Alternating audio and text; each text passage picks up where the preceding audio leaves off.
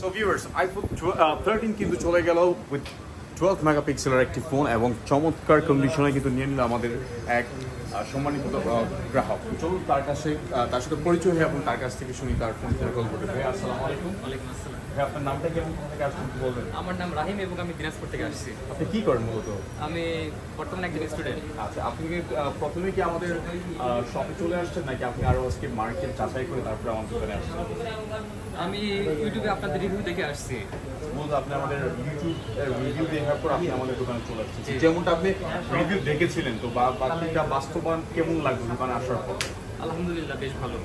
তো আপনি এই ফোনটা যখন আপনি নিলেন তখন আপনার কাছে অথেন্টিক এবং প্রাইসটা আপনার কাছে কেমন লেগেছে?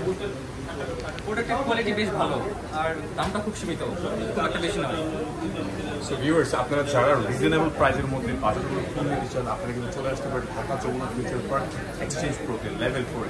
ঠিক আমার এই ভাইয়ের মতো উনি কিন্তু আমাদের ইউটিউবের রিভিউ দেখে উনি ট্রাস্ট করে আমাদের দোকানে চলে আসে এবং বাকিটা দোকানে আসার পর বাকি বাস্তবটা উনি নিজের হাতে এবং নিজের চোখে দেখে নিয়েছে, বাকিটা উনি ফোন পারচেস করে ফেলেন।